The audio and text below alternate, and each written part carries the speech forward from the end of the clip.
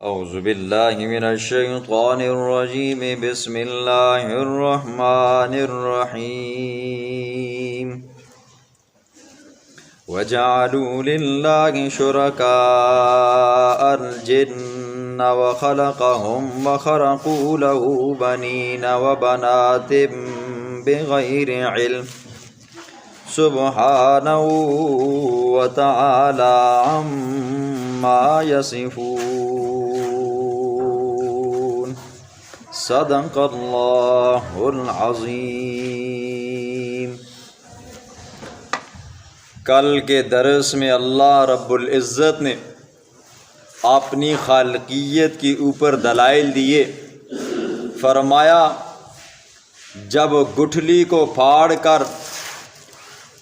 اس سے ہرا بھرا درخت نکالنے والا، خشک دانے کو زمین میں بونے کے بعد اس سے ہرا بھرا درخت نکالنے والا، پھر اسی طرح مردے کو زندے سے پیدا کرنے والا، زندے کو مردے سے پیدا کرنے والا، پھر فرمایا کہ رات کی اندھیری کو ختم کر کے، رات کی تاریکی کو ختم کر کے صبح کی روشنی لانے والا، پھر سورج کو چاند کو حساب کے لیے مقرر کرنے والا، رات کو سکون کے لیے بنانے والا، جو تمہارے لیے تارے بناتا ہے تاکہ تم اس کے ذریعے، ان تاروں کے ذریعے خشکی کا سفر آسانی سے کر سکو، سمندر کا سفر آسانی سے کر سکو۔ تمہیں ایک نفس سے پیدا کرنے والا، آدم کے نفس سے پیدا کرنے والا، پھر پیدا کر کے تمہیں ایک جگہ کے اندر ٹھہرانے والا، پھر ایک مقام کے اندر ودیعت امانت رکھنے والا، وہ ذات جو تمہیں زندہ رکھنے کے لیے آسمانوں سے بارش برساتا ہے، ہوائیں چلاتا ہے، وہ ذات جو اس بارش کے ذریعے زمین سے فصلیں اگاتا ہے، تمہیں طرح طرح کے پھل دیتا ہے، انار ہیں تو اس کے طرح طرح کے پھل آپ کو دیتا ہے، سرخ دانے والا، سبز دانے والا، سفید دانے والا، اور اسی طرح چھوٹے اور بڑے دانے والا، پھر اسی طرح انگور ہیں، سفید ہیں، سرخ ہیں، طرح طرح کے پھل دینے والا۔ جب اللہ یہ سارے کام کرنے والی اللہ کی ذات ہے تو پھر عبادت بھی کس کی ہونی چاہیے؟ اللہ کی ہونی چاہیے۔ لیکن اس کے مقابلے میں لوگ کیا کرتے ہیں؟ اللہ فرماتے ہیں وَجَعَلُوا لِلَّهِ، بنا ڈالا ہے لوگوں نے اللہ کے لیے شرکاء شریک، الجن، جنوں کو، حالانکہ وَخَلَقَهُمْ، اللہ نے تو جنوں کو بھی پیدا کیا ہے۔ یہ کام سارے کرنے والا اللہ ہے تو پھر لوگوں کو اس کی بندگی کرنی چاہیے، لیکن لوگوں نے کیا کر ڈالا جی؟ اللہ کی ذات اور صفات کے اندر جنوں کو شریک کر ڈالا جی۔ اب جنوں کو کوئی خدا نہیں مانتا ہے جی، لیکن ہاں نفع نقصان کا ہم مالک ضرور سمجھتے ہیں جی۔ فلانے کو جن چمٹ گئے ہیں جی، وہ نقصان پہنچاتا ہے جی، وہ فلانے کو جن چمٹ گئے ہیں، وہ اس کو نفع پہنچاتا ہے جی، فلاں کے پاس پریاں آ گئی ہیں تو اب وہ ہواؤں میں اڑنے لگ گیا ہے۔ فرمایا ان کو پیدا کرنے والا کون ہے جی؟ اللہ ہے۔ جب ان کا پیدا کرنے والا اللہ ہے تو تم ان کو کیسے مشکل کشا حاجت روا مان سکتے ہو؟ پھر فرمایا وَخَلَقَهُمْ وَخَرَقُوا لَهُ بَنِينَ وَبَنَاتٍ بِغَيْرِ عِلْمٍ، ان ظالموں نے اللہ کی توحید کا، وحدانیت کا اقرار کرنے کے بجائے انہوں نے اللہ کے لیے بیٹے بنا ڈالے، وَبَنَاتٍ، اور اللہ کے لیے بیٹیاں بنا ڈالی، بغیر علم، جہالت کے طور پر۔ یہودیوں نے عقیدہ گڑا حضرت عزیر کو اللہ کا بیٹا بنایا، عیسائیوں نے کی عقیدہ گڑا حضرت عیسیٰ کو اللہ کا بیٹا بنایا۔ جب لوگوں کے ذہنوں کے اندر یہ بات پک گئی جی کہ اللہ کا بیٹا حضرت عزیر ہے، کہ اللہ کا بیٹا حضرت عیسیٰ ہے، تو پھر لوگوں نے یہ بھی کہنا شروع کر دیا نحن ابناء اللہ واحباؤہ، ہم کسی سے کیوں کم ہوں جی، ہم بھی تو اللہ ہی کے بیٹے ہیں۔ یہ عقیدے چلنے لگے۔ اللہ فرماتے ہیں اتنے ظالم ہیں بغیر جہالت کے یہ میرے لیے بیٹے بیٹیاں ثابت کرتے ہیں۔ سبحانہ، پاک ہے وہ ذات، وتعالی، بلند ہے، عما یصفون، ان سے وہ جی یہ جو بیان کرتے ہیں۔ اللہ کو اولاد کی ضرورت نہیں ہے، اللہ کو اولاد کی ضرورت نہیں ہے۔ اولاد تب ہی ہو سکتی ہے جب اس اللہ کے لیے بیوی ہوگی، اور اللہ فرماتے ہیں وَلَمْ تَكُنْ لَهُ صَاحِبَةٌ، میری تو کوئی بیوی نہیں ہے۔ لم یلد ولم یولد، نہ میں نے کسی کو پیدا کیا نہ کسی نے مجھے پیدا کیا، تو پھر لوگوں کو میری خدائی کے اندر، میری ذات اور صفات کے اندر کیسے شریک ٹھہراتے ہو؟ فرمایا بدیع السماوات والارض، اللہ تو وہ ذات ہے جس نے آسمانوں کو اور زمینوں کو بغیر نمونے کے پیدا فرمایا جی. بدی کہتے ہیں بغیر ماڈل کے، بغیر نمونے کے جی. دیکھیں جی کوئی چیز پہلے بنی ہو، یہ پنکھا ہے جی، کوئی بندہ اس کو دیکھ کر نقل مار کے پنکھا بنا سکتا ہے، لیکن یہ چیز شروع سے تھی نہیں، عدم میں تھی، اللہ نے اس کو وجود بخشا. تو فرمایا اللہ تو وہ ذات ہے کہ نہ آسمان پہلے تھا نہ زمین تھی جی، اللہ نے ان آسمانوں کو زمینوں کو بنایا. پھر فرمایا انا یکون لہ ولد ولم تکن لہ صاحبہ، اس اللہ کی اولاد کیسے ہو سکتی ہے؟ دیکھو دنیا کا دستور اور قانون ہے اولاد تبھی ہوگی جب بیوی ہوگی، جب اللہ کی بیوی نہیں ہے تو اولاد کہاں سے آئے گی؟ وَخَلَقَ كُلَّ شَيْءٍ، اللہ تو ہر چیز کو پیدا کرنے والا ہے.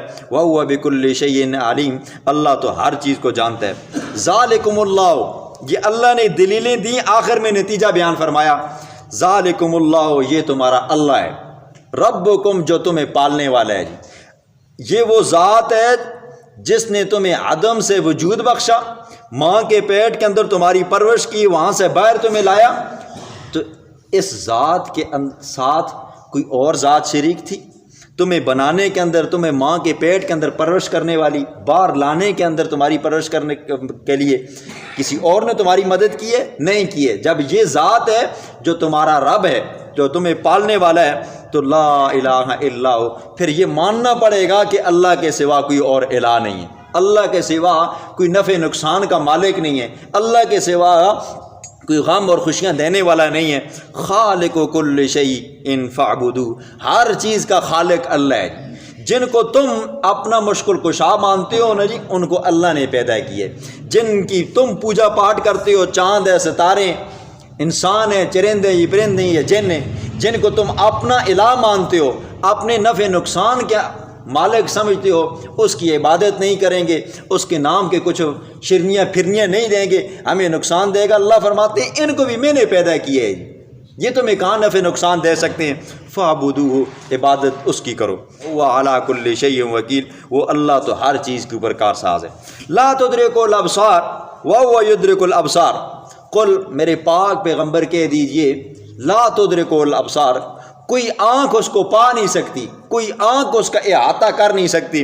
وَهُوَ يُدْرِكُ الْأَبْصَارَ، اور وہ تمام آنکھوں کا احاطہ کرتا ہے، وہ تمام آنکھوں کو پا سکتا ہے. ایک باطل فرقہ ہے جی معتزلہ، ان کے عقل کے اندر کوئی بات آئے نا جی تو وہ مان لیتے ہیں، اگر نہ آئے تو وہ نہیں مانتے. وہ کہتے ہیں دیکھو قرآن کہتا ہے کہ لا تدرک الابصار وهو يدرك الابصار، کوئی آنکھ اللہ کو دیکھ نہیں سکتی. جب قرآن یہ کہتا ہے تو دیکھ نہیں سکتی، تو مطلب یہ ہے کہ اللہ کے دیدار ہی نہیں ہو سکتا. حالانکہ اہل سنت والجماعت کے ہاں اللہ کا دیدار ہوگا قیامت والے دن. دنیا کی یہ آنکھ دیدار کے قابل نہیں ہے. حضرت موسیٰ علیہ السلام نے اللہ سے دعا مانگی، رب ارنی، اے اللہ اپنا دیدار کروا. اللہ نے فرمایا ولن ترانی، موسیٰ تو مجھے دیکھ نہیں سکے گا. خیر اللہ نے پھر ایک اپنی تجلی دکھائی، موسیٰ علیہ السلام بے ہوش ہو گئے. یہ دنیا کی آنکھ دیکھ نہیں سکتی. ہاں آخرت میں دیدار ہوگا، یہ دنیا والی آنکھ نہیں ہوگی، وہ عالم اور ہے جی. قرآن بھی کہتا ہے نا یہ وجوہ یومئذ ناظرہ الی ربہا ناظرہ، قیامت والے دن کچھ چہرے ایسے ہوں گے تر و تازہ ہوں گے، حشاش بشاش ہوں گے، خوشی ہوگی. الی ربہا ناظرہ، اپنے رب کو دیکھیں گے. اور احادیث کے اندر آتا ہے 14ویں رات تھی، اپنے صحابہ کے ساتھ بیٹھے ہوئے تھے، 14ویں کا چاند بالکل چمک دمک رہا تھا جی. حضور صلی اللہ علیہ وسلم نے کہا تم اپنے رب کو دن قیامت کے ایسے دیکھو گے، سترون ربکم، ایسے جو جیسے یہ تمہیں نظر آ رہا ہے. پھر صحابہ نے کہا یا رسول اللہ دن قیامت کے اللہ کا دیدار ہوگا. اللہ کے پیغمبر نے ایک اور حدیث فرمایا دیکھو رات کا اندھیرا ہو، بادل بالکل نہ ہو، مطلع صاف ہو، چاند تمہیں صاف دکھائی دے رہا ہو، تو اس کے دیکھنے کے اندر کوئی حرج آ سکتا ہے؟ تمہیں نظر آتا ہی نہیں. صحابہ نے کہا یا رسول اللہ نظر آتا ہے. پھر حضور نے فرمایا دن دوپہر کا وقت ہو، تمہیں آسمان بالکل صاف شفاف ہو، کوئی بادل نہ ہو، چاند تو سورج تمہیں نظر آ رہا ہو، تو کیا اس کے دیکھنے میں کوئی حرج ہے؟ فرمایا نہیں. کہا یہ جیسے تم چاند دیکھتے ہو، سورج دیکھتے ہو دن قیامت کے، تم اپنے رب کا دیدار ایسے کرو گے. اور حدیث میں آتا ہے کہ جب جنتیوں کو اللہ رب العزت جنت میں داخل فرمائیں گے نا جی، تو جنت کے اندر ہر طرح کی نعمت ہے جی. جس بندے کو جنت مل گئی نا جی، اسے دنیا کی آخرت کی ہر نعمت مل گئی، اس کے سارے ارمان ختم ہو گئے. لیکن سب سے بڑی نعمت یہ ہوگی کہ اللہ رب العزت اپنا دیدار کروائیں گے. جنت کے اندر جنتیوں کو دیدار ہوگا. تو یہ جو کہتے ہیں کہ اللہ کا دیدار کرنا ناممکن ہے، تو یہ دنیا کی آنکھ، دنیا کے اندر اللہ کو نہیں دیکھ سکتی۔ فرمایا وَهُوَ اللَّطِيفُ الْخَبِيرُ، اللہ تو وہ ذات ہے جو باریک بین ہے، الخبیر خبر رکھنے والی ذات ہے۔ قَدْ جَاءَكُمْ بَصَائِرُ مِن رَبِّكُمْ، تحقیق آ چکا ہے تمہارے پاس بصائر، نشانیاں، توحید، من ربکم، تمہارے رب کی طرف سے۔ فمن ابصر فلنفسی، جس بندے نے اللہ کی نشانیاں یہ پیچھے جو گزری ہیں ان نشانیوں کو اپنی آنکھوں سے دیکھا، دل کی آنکھ سے دیکھا، فلنفسی ہی، تو یہ اس بندے کے لیے اچھا ہو جائے گا، اس بندے کی دنیا بھی بن جائے گی، آخرت بھی بن جائے گی۔ ومن عمی فعلیہ، اور جس بندے نے ان دلائل پر غور نہ کیا، نہ آنکھوں سے دیکھا نہ دل کی آنکھ سے دیکھا، فعمی علیہ، وہ اس پر اندھا ہو گیا، تو اس کا وبال اسی پر ہے۔ دوپہر کا وقت ہو، سورج سر پہ ہو، کوئی بندہ آنکھیں بند کر کے کہے مجھے سورج دکھاؤ، تو ایسے بندے کا کیا علاج ہے جی؟ اب قرآن آ چکا ہے، اللہ نے پہاڑ بنائے ہیں، چرند پرند درند بنائے ہیں، اللہ کی طرح طرح کی مخلوقیں، بندہ ان کو دیکھے نا جی، ان کا پالنے والا، بنانے والا اور ان کو مارنے والا، موت و حیات دینے والا، ان کا نفع نقصان رزق پہنچانے والا کوئی ذات ہے تو وہ اللہ کی ہے۔ بندہ ان چیزوں میں بھی غور کرے نا جی، تو اس بندے کو اپنے رب کی پہچان ہو سکتی ہے۔ تو فرمایا ومن عمی فعلیہ، جو بندہ اللہ کے دلائل دیکھنے سننے کے بعد ان کو مان لیتا ہے، تو یہ اس بندے کے لیے کیا بن جائے گا جی؟ انعام بن جائے گا۔ لیکن کوئی بندہ جان بوجھ کر آنکھیں بند کر کے بیٹھا رہا، فعلیہ، تو اس کا وبال اس پر ہوگا۔ وما انا علیکم بحفیظ، میرے پاک پیغمبر آپ یوں کہو میں تمہارے اوپر نگہبان نہیں ہوں، میرا کام ہے اللہ کی توحید تمہیں پہنچانی، یہ اللہ کا قرآن تمہیں پہنچانا، اللہ کے احکامات تمہیں پہنچانے، مانتے ہو تو ٹھیک ہے، نہیں مانتے ہو تو بے شک نہ مانو۔ اللہ فرماتے ہیں وَكَذَلِكَ نُصَرِّفُ الْآيَاتِ، ہم پھیر پھیر کر آیتیں بیان کرتے ہیں، کبھی گٹھلی کی مثال دیتے ہیں، کبھی کھجور کی مثال دیتے ہیں، کبھی دانے کی مثال دیتے ہیں، کبھی تمہیں زندوں کی مثال دیتے ہیں، کبھی مردوں کی مثال دیتے ہیں، کبھی سورج کی، کبھی چاند کی، کبھی تاروں کی مثال دیتے ہیں، پھر اسی طرح تمہیں انسانوں کی مثال دیتے ہیں، ہواؤں کی، پانیوں کی مثالیں دیتے ہیں۔ کیوں دیتے ہیں؟ پھیر پھیر کر دیتے ہیں تاکہ تمہیں یقین ہو جائے، تسلی ہو جائے ہمارا بھی کوئی خالق ہے۔ وَلِيَقُولُوا دَرَسْتَ وَلِنُبَيِّنَهُ لِقَوْمٍ يَعْلَمُونَ، تاکہ وہ کہیں درستہ، یہ پیغمبر پڑھ پڑھ کر آتا ہے۔ مشرکین مکہ نے اللہ کے پیغمبر کے اوپر یہ بھی الزام گڑھا کہ یہ پیغمبر جاتا ہے دن کو کہیں اور جگہ پہ، وہاں سے کسی سے یہ قرآن تھوڑا تھوڑا پڑھ کر آتا ہے اور ہمیں سناتا ہے جی، یہ الزام لگایا۔ وَلِنُبَيِّنَهُ لِقَوْمٍ يَعْلَمُونَ، تاکہ ہم اس قرآن کو بیان کریں اس قوم کے لیے، یعلمون، جو جاننا چاہتی ہے۔ ایک بندہ سننا ہی نہیں چاہتا، کانوں کے اندر انگلیاں ڈال دیتا ہے، سامنے قرآن کھول کر رکھو تو آنکھیں بند کر دیتا ہے، تو نہ قرآن کی آواز اس کے کانوں میں جا سکتی ہے، نہ اسے آنکھیں بند کرنے کے بعد قرآن نظر آ سکتا ہے، تو ایسے بندے کو ہدایت نہیں مل سکتی۔